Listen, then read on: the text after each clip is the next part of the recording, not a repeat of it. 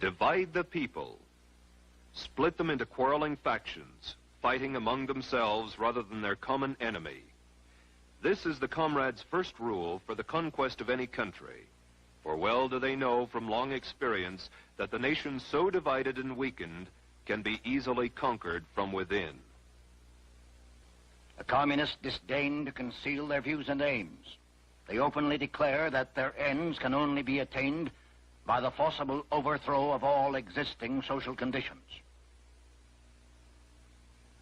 The most powerful enemy can be conquered only by exerting the utmost effort and by thoroughly, carefully, attentively, and skillfully taking advantage of even the smallest rift, of every antagonism of interest among the various groups or types within the various countries.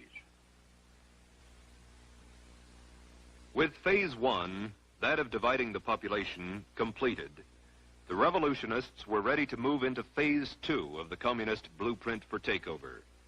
Create the appearance of popular support. In every country now part of the Red Slave Empire, the actual number of Communist Party members at the time of takeover has been less than 1% of the total population. As Lenin phrased it, communism must be built with non-communist hands. By cleverly beguiling thousands of well-intentioned people into unwittingly supporting the revolutionary program, the dedicated 1% can trick the 99% into surrendering their birthright. This they do by hiding the true communist objectives behind appealing slogans and pretended humanitarian goals. As Stalin explained, the revolutionary accepts reform in order to use it as a cover for his illegal work. After the communists have found some issue or point of difference upon which they can divide the people, get them fighting among themselves rather than their common enemy, the next step is to create the appearance of popular support for the communists' war of national liberation. They have been devastatingly successful thus far. Yet in one country after another, there have been alert, informed individuals who saw the signs, recognized the patterns of conquest, and raised their voices to warn the people. Against just such a contingency, the communists developed the third phase of their blueprint for world domination: neutralize the opposition. We can and must write in a language which sows among the masses hate, revulsion, and scorn toward those who disagree with us. A Communist Party directive issued in 1943 reads, members and front organizations must continually embarrass, discredit, and degrade our critics. When obstructionists become too irritating, label them as fascist or Nazi or anti-Semitic. Constantly associate those who oppose us with those names which already have a bad smell. The association will, after enough repetition, become fact in the public mind. The next step in the communist strategy is the most easily recognized, for it consists of the tactic of getting masses into motion, and thus precipitating mob violence. Master psychologists that they are, the communists know that once the masses are in the streets, it's not too difficult to convert an orderly demonstration into a full-scale riot.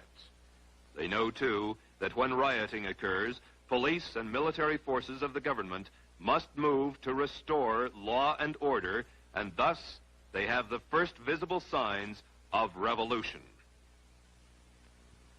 Riots, demonstrations, street battles, detachments of a revolutionary army.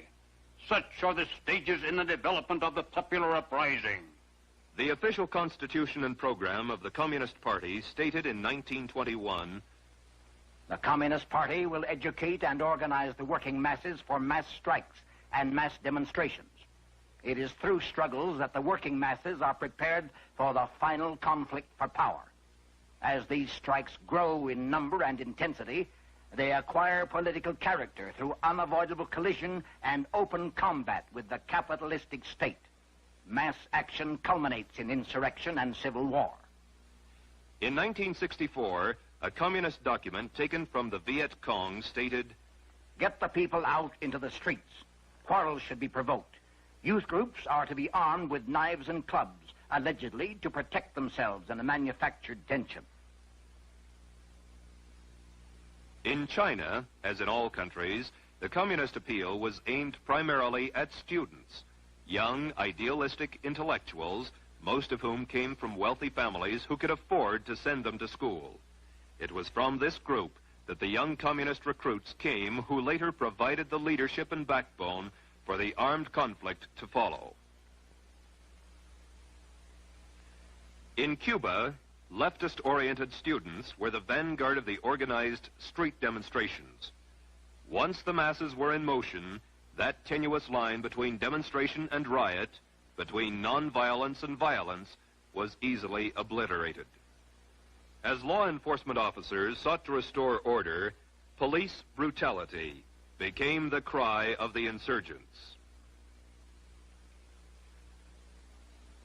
The invariable charges of police brutality were hurled as efforts were made to maintain law and order.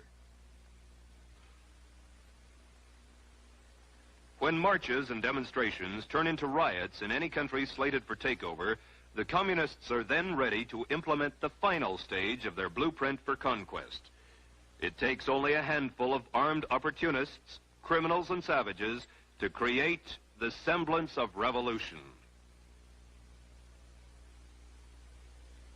Only insurrection can guarantee the victory of the revolution. The purpose of insurrection must be not only the complete destruction or removal of all local authorities and the replacement by new, but also the expulsion of the landlords and the seizure of their lands.